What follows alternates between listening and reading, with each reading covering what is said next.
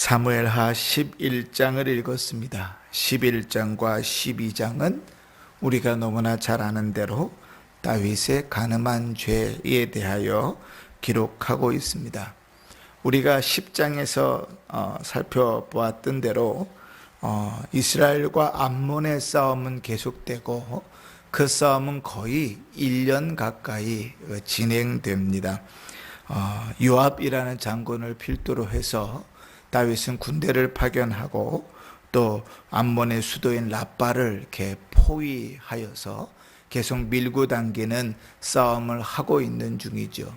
싸움이 1시간, 한 주, 하루 이렇게 단시간으로 이루어지면 싸우고 있는 당사자들이나 혹은 지휘하고 있는 수도에 있는 왕궁의 지휘가 아니라 서로 그 마음은 되게 급박할 것이겠지만 그 싸움이 1년 가까이 계속 진행되고 있으면 싸우는 이들은 전쟁터에 있으니까 긴장하고 있겠으나 그러나 멀리 떨어진 왕궁에 있는 사람은 마음이 안일해지는 겁니다. 자, 그렇게 싸움이 길어지는 동안 다윗은 그 마음이 대단히 안일해져서 밤중에 일어나 옥상에서 이렇게 내다보는데 한 여인이 목욕하는 모습을 보고 그 여인의 아름다움에 반한 것이죠. 수소문을 해보았더니 지금 전쟁터에 나가 있는 자기의 자기의 신하 우리아의 아내라는 것을 알았습니다. 다윗의 죄가 단순히 간음한 죄를 넘어 하나님 보기에 악하다, 대단히 치졸하다 하는 것은 단순히 그가 한 여자와 간음했다에 멈추지 않습니다. 다윗은 그가 남편이 없다는 사실을 알고, 지금으로 따지면 집에 남편이 없다는 사실을 알고 그 여자를 데려다가 동침한 것이죠. 누구 아내인지도 알고, 집에 남자가 없다는지도 알고, 남자가 없은 지 오래됐다는 것도 알고, 모든 상황을 아는 그가 왕으로서의 지위로 그와 함께 동침을 한 것입니다. 그리고 그냥 한밤의 즐거움으로 끝날 수 있었는데 이 우리아의 아내 밧세바가 임신을 하여서 통보를 하게 됩니다. 이때부터 다윗은 죄를 죄로 덮는 그런 엄청난 일들을 벌이기 시작하는 것입니다. 다윗이 먼저 생각했던 악은 무엇인가 하면 우리아를 불러들여서 왕의 집권으로 우리아를 불러들여서 집으로 돌아가 아내와 동침을 하게 하는 것이죠. 그렇게 함으로 아이를 낳을지라도 자기의 아들이 아니라, 자기의 아이가 아니라 우리아의 아이인 것처럼 꾸미려고 하는 거죠. 드라마에서나 볼 듯한 얘기 아닙니까? 참으로 치사하고 악한 모습이지요. 그런데 이 우리아라는 사람은 그렇게 치사하게 악하게 행하는 다윗에 비하면 대단히 신실하고 대단히 충실한 신하였습니다. 그렇게 불러들여서 내보냈는데 집으로 들어가지 않고 자기와 함께 온 또 함께 군사된 자들과 성문에서 잠을 잔 것이에요. 그래서 그를 불러다가 묻습니다. 너 내가 전쟁터에서 불러다가 집에 돌아가서 쉬게 했더니 그러면 집에 가서 아내와 함께 즐거운 시간도 보내고 잠자리도 들고 그래야 될 것 아니냐? 그런데 왜 가지 않았느냐라고 묻는 질문에 11절에 이렇게 대답합니다. 언약궤와 이스라엘과 유다가 야영 중에 있고 내 주 요압과 내 왕의 부하들이 바깥들에 진치고 있거늘 내가 어찌 내 집으로 가서 먹고 마시고 내 처와 같이 자리이까? 내가 이 일을 행하지 아니하기로 왕의 살아계심과 왕의 혼의 살아계심을 두고 맹세하나이다 하니라. 아멘. 우리아는 왕궁으로 돌아올 때부터 집에서 나 혼자 편히 있을 생각이 없었던 사람이죠. 왜요? 지금 전쟁 중에 있고 동료들이 지금 전쟁하고 있고 심지어는 그 전쟁 때문에 하나님의 언약궤도 나가 있는 상황에, 그지? 그러니까 이렇게 신실한 자를 두 번째로 죽이려고 모함을 합니다. 죄를 어떻게 짓습니까? 다시 술을 많이 먹여가지고 그럼 술을 많이 먹이면 취해서 집으로 돌아갈 것이다 라고 생각했는데 역시 그 역시 실패하고, 그래서 세 번째 지은 악이 뭡니까? 요압 장군에게 밀서를 보내서 그를 죽이라고 말하는 것이죠. 살인 교사를 하는 것입니다. 전쟁터의 최전방에 보내서 그를 죽이라, 이렇게 말하는 것이죠. 우리가 시편을 읽으면서 만나는 다윗과는 완전히 다른 사람입니다.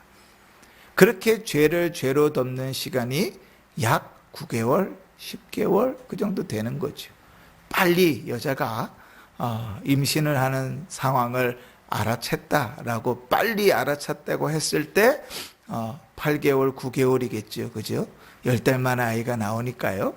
그러면 그 최대한으로 잡아서 8개월, 9개월 동안에 이 다윗의 머릿속에는 내가 지은 이 죄를 어떻게 덮을까밖에 없는 거예요. 그 죄를 죄로 덮는 일들을 계속 반복하면서 심지어는 살인까지 불사하는 것입니다.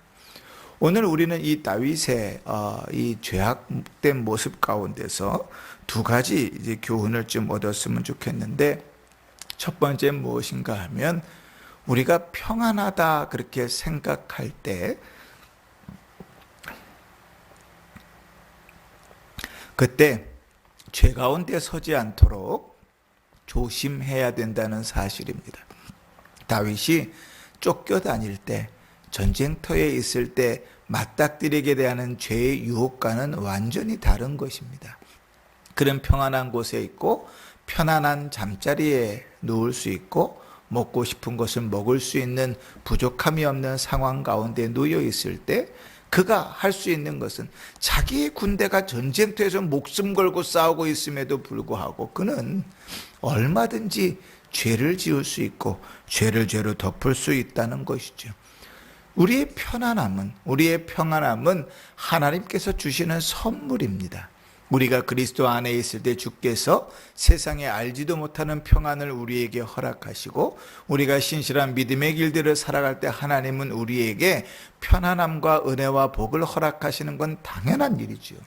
그럼에도 불구하고 그때에 그것이 죄를 짓는 올무가 되지 않도록 자기 자신을 근신하여 살피는 일들이 필요합니다.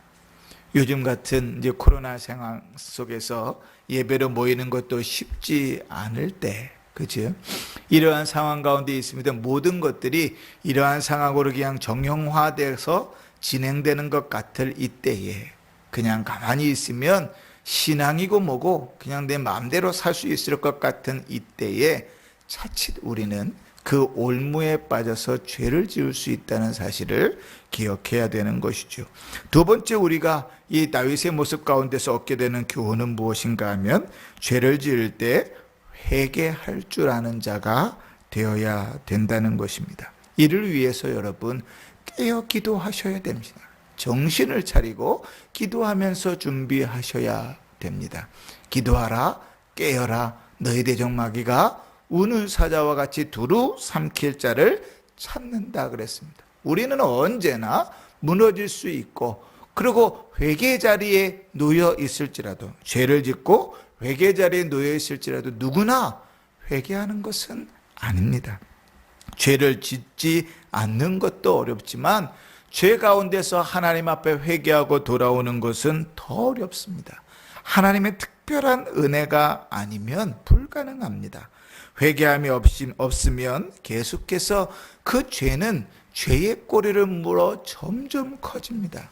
여러분 그런 말 들어보셨잖아요. 거짓말은 거짓말을 낳고 그 거짓말은 또 거짓말을 낳을 수밖에 없는 것처럼 죄는 그렇게 점점 꼬리를 뭅니다.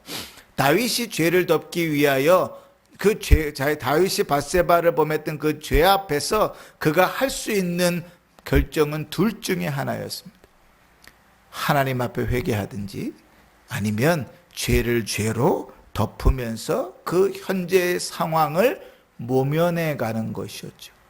그런데 후자는 그의 신앙과 그의 삶에 아무런 유익을 주지 않습니다. 죄를 죄로 덮으면 그 죄는 더욱 악하여지고 점점 무디어지게 되고 죄로부터, 하나님으로부터 떠나게 되는 것입니다. 이 다윗에 대한 하나님의 한 줄 평가가 27절 맨 마지막에 이렇게 기록됩니다. 여호와 보시기에 악하였더라. 여러분 기억하시지요?